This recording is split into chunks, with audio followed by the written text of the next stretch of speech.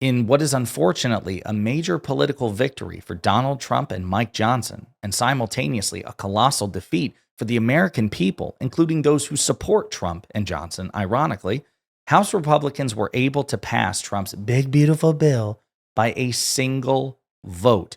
To be clear, this bill will cut taxes for billionaires, will increase the national debt, will throw millions of Americans off their Medicaid insurance, and will raise costs on the poorest Americans.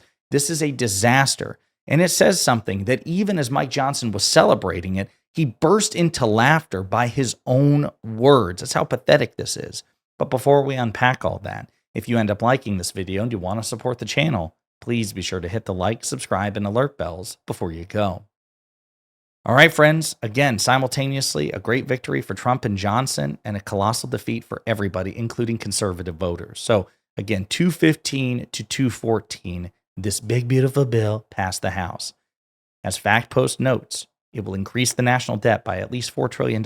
It will throw millions of people, potentially 13.7 million Americans, off their health care with Medicaid cuts, $880 billion worth of Medicaid cuts.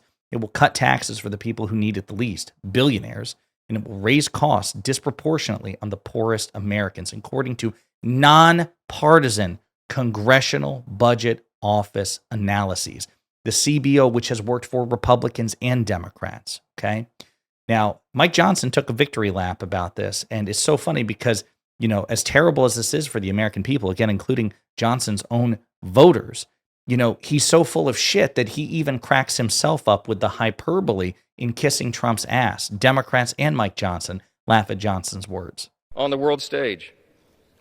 That today wouldn't be possible without the leadership of arguably the most powerful and the most successful and the most respected president in the modern era of the United States.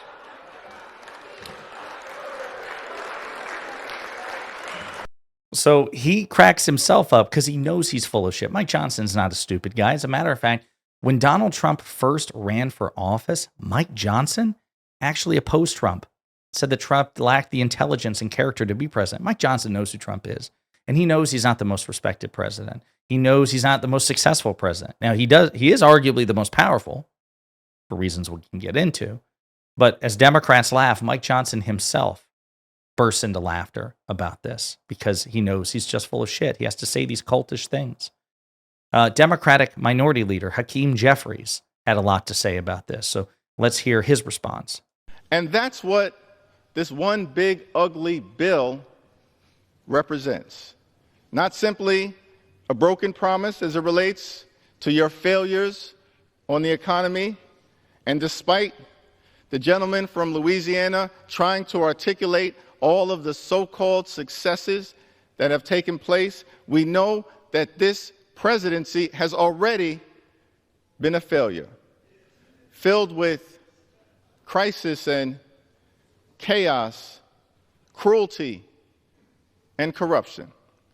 And the American people know it, which is why Donald Trump, at the 100-day mark, was the most unpopular president in American history. The American people understand. It's unfolding right before their eyes, no matter what kind of MAGA spin you try to put on the situation. And he's right. Donald Trump is objectively the most unpopular president at this point in the presidency in American history because most Americans are fed up with his leadership, with his policy objectives and preferences and goals. They're not happy with the Republican Party. The Democratic Party has its own issues. I'll get to that at the very end because they played a role in this, although the blame primarily falls on the Republican Party and Trump. Now, this was debated all throughout the night. Republicans deliberately scheduled these debates at a time when the American people would be largely asleep. They were terrified of doing this in prime time in the light of day because they know that on a line by line by line by line basis, the American people do not support what Republicans want to do in this bill. So in order to get it done and try to mitigate the political fallout, they scheduled it for late in the evening and early in the morning. 90 seconds. Thank you so much, and I thank the ranking member for yielding his time. $13.7 million Americans. 13.7 million Americans are the number of people in this country whose health care are going to be stripped in this bill. Now, Republicans are going to try to tell you every single distraction in the book from that essential number. I want people at home to understand that Medicaid and the federal matching funds for Medicaid can make up 30 to 40% of some of the state budgets that we have going on back in your home. Republicans have put this bill together, rushed it together in a matter of hours on the back of a napkin, shaking it, walking out of the White House, and brought it right here to this floor. They are defunding Planned Parenthood. They are ending tons of Medicaid coverage for 13.7 million Americans, including Affordable Care Act coverage as well. And if you want to get an abortion and have a silver plan on a health care plan that you paid for, you will also be affected by this legislation as well. Also, allowing suppressors on guns to be deregulated to some of the largest amounts that we have seen since the 1930s. This is just a Christmas bill. This is just a Christmas tree. I yield the gentlelady to 30 seconds. And so I want people to understand, for my Republican colleagues who are sure what is in and not in this bill, in this process that has been this rushed, when you wake up in the morning, you will realize that you voted to defund Planned Parenthood and to take away health care from 13.7 million Americans. And when this country wakes up in the morning, there will be consequences to pay for this. And I yield back. I hope she's right. I hope there are political consequences for the Republicans who voted for this bill. Democrats, I believe, will have to play a very aggressive role in making that case because we Americans have very short attention spans, number one, and we can get used to anything. We learned that in the aftermath of the Dobbs decision, in which Republicans created a right-wing supermajority on the Supreme Court, which enabled the overturning of Roe v. Wade and the restriction, sometimes the draconian restriction of women's reproductive rights. Republicans were punished in subsequent elections, but we eventually got over it, and Republicans won the White House, the House, and the Senate in 2024. So I want to be very clear. I think AOC is right, but I think everybody, including AOC, Jim McGovern, Democratic senators, Democratic governors have to aggressively and persuasively make the case nonstop. Otherwise, I believe the American people will get used to it. And yeah, that's not good news. So here's another clip, this one from Jim McGovern, a House Democrat, one of my favorites. We live in the richest country on earth, for God's sake, and not a single kid in this country should go to bed hungry. Not a single damn one. And especially not when Republicans are giving millionaires and billionaires a big fat tax break. He's right. They're cutting taxes for millionaires and billionaires, people who need those tax cuts the least, and cutting crucial food assistance programs, which will make kids in this country, impoverished kids, food insecure kids, starving, hungry kids, that much worse. So the New York Times has a good breakdown of this. Here's what's in the big domestic policy bill to deliver Trump's agenda. Republicans are pressing for a House vote this week on a sprawling domestic bill. That was yesterday prior to this bill. It was a breakdown in advance of the bill passing through. I will also note, we probably do a separate video about this, that it's possible that some of this may get approved in the Senate in a way that sidesteps the filibuster.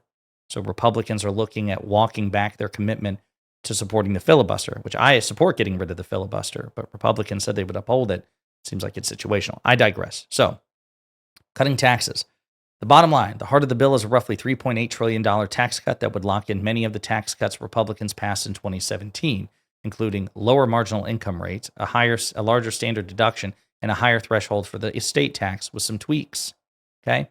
The sticking points. The biggest problem for the tax plan for now is the state and local tax deduction. The bill would triple the current $10,000 limit cap to $30,000, but a group of holdout Republicans from high tax states like New York have demanded an even higher increase of the cap. But again, all of that was satisfied to the Republicans' benefit and the Republicans who opposed the bill because of the SALT situation fell in line and voted for it anyway. But again, the tax cuts would include the bill also includes tax hikes on universities, non-citizens, and some families with children. And the tax burden, like the benefit of the tax cuts, disproportionately advantage higher income families, millionaires, and billionaires compared to middle and lower class families. So scaling back Medicaid, the bill makes major changes to reduce the costs of health insurance program for the poor and disabled. The centerpiece of these efforts is a strict work requirement for childless adults without disabilities, which will require beneficiaries to document 80 hours of monthly work or prove they're qualified for an exemption or risk losing their benefits. The new rules will not kick in until 2029 after the next presidential election. More immediately, the legislation will make it easier for states to cancel people's coverage by allowing them to increase paperwork requirements and drop those who don't respond to requests to verify their income or residency. It would also require states, to impose co-payments for a wide array of medical services for adults on Medicaid who live above the poverty line, a policy some Democrats describe as a sick tax. Another provision would reduce Medicaid funding to states that use their own tax revenues to provide health coverage to undocumented immigrants, a change that could affect financing for 12 mostly Democratic-controlled states. The legislation would bar Medicaid from providing funding to Planned Parenthood as long as the organization continued to provide abortions, and the bill would limit strategies that states have developed to tax medical providers and pay them higher prices for Medicaid services. Taken together with policies that affect private Obamacare coverage, the CBO estimated that the legislation would cause 8.6 million more Americans to be uninsured by the end of the decade, potentially again up to 13.7 million. Okay? Democrats have made the Medicaid changes the main focus of their critique of the bill, arguing that Republicans are slashing health coverage for the poor Americans to finance tax cut for the rich. In an effort to insulate their most vulnerable incumbents from backlash, GOP leaders omitted overhaul proposals that would have permanently changed the structure of the program. But one populist Republican, Josh Hawley of Missouri, has called the cuts a non-starter, saying they amount to taxing the poor to give to the rich. So, to be very clear, even some Republicans recognize this for what it is, a Medicaid cut that will kick millions off of Medicaid. It's just objectively true. Ending green energy programs, slashing food stamps, which we just mentioned, Jim McGovern railed against. Again, these are, a pittance in the overall budget, and they go disproportionately to the poorest and the neediest and the hungriest among us. And Republicans are looking to slash that, all in the name of fiscal responsibility. But meanwhile, this would add $4 trillion to the national debt, and tax cuts have never paid for themselves. The Reagan tax cuts didn't pay for themselves. The Bush tax cuts didn't pay for themselves. The Trump tax cuts didn't pay themselves. So all in the name of fiscal responsibility, they're attacking the poorest among us and benefiting the richest among us. It's disgusting. So there you have it, the overall view of this budget reconciliation bill. People are going into more detail. We don't have the time in this particular video. The other thing I want to point out is, as Democrats know, all 215 House Republicans, well, I shouldn't say all, because there are more than that, Thomas Massie of Kentucky voted against it. Andy Harris, the chairman of the House Freedom Caucus, voted present, okay? And I think one or two other Republicans either fell asleep or didn't make it in time, okay? But 215 House Republicans voted to cut Medicaid and SNAP, the food assistance program. As Dan Pfeiffer of Pod Save America notes, every vulnerable Republican, so Republicans who live in swing districts or, districts that, went for Democrats, President Biden, Vice President Harris, they voted for this. Like Mike Lawler, for example, the so-called moderate Republicans voted for this. The last thing I'll say is there have been 3 elected Democrats who have died since the 2020 election, since the start of the year, or 2024 election, since the start of the year. And had those 3 Democrats been alive and voted the way that all other living Democratic officials, because all the Democrats were in tandem, they were all there, they were all present, they voted no. Okay, there was no Democratic resistance. Okay, there was some Republican resistance, but had the 3 deceased Democrats who died earlier this year been present, they would have voted no. And had they done so, this bill would have been defeated. Now, I want to be clear. Is it possible that had Democrats had 3 additional votes to pass no, that Trump and Republicans would have managed to squeeze the last couple of Republican holdouts? Yes, that's very possible. I want to be clear. Where all 435 members of Congress are alive and voting, very likely that Republicans still would have passed this. But under these circumstances, with one voting no, one voting present, and two Republicans missing, if we had the three living Democrats or the three deceased Democrats alive and present, this bill would have failed. So I don't want to create a false equivalence here. This is Donald Trump's fault. This is the Republicans' fault. But Democrats, by virtue of not recognizing when not to seek re-election because of age and health, we enabled them to do this. It's not the Democrats' fault. I'm not blaming the Democrats. It's not 50-50. This is Trump and the Republicans' fault by far. But elected Democrats made it easier. With all due respect to the deceased members of Congress, we need a younger, healthier, scrappier Democratic Party. Now, disease and accident can affect younger, healthier, scrappier people all the time. I want to be clear, but you meaningfully reduce the chances of dying in office if you're younger and healthier. And so I believe that older, unhealthier Democrats should not seek re-election, should recognize that this is not about them, this is about their constituents. Their party and their constituents and the country should come before their personal ambition. And I think those who are older and or unhealthier, if they don't get out of the way for younger, healthier candidates, they should be primaried to hell and back, because we can't be having this shit. So we'll see what happens in the Senate. The Senate might make changes and bounce it back to the House. There's no telling. But the likelihood of this becoming federal law just increased dramatically, thanks to Donald Trump and 215 Republicans. In the meantime, let me know what you think in the comments.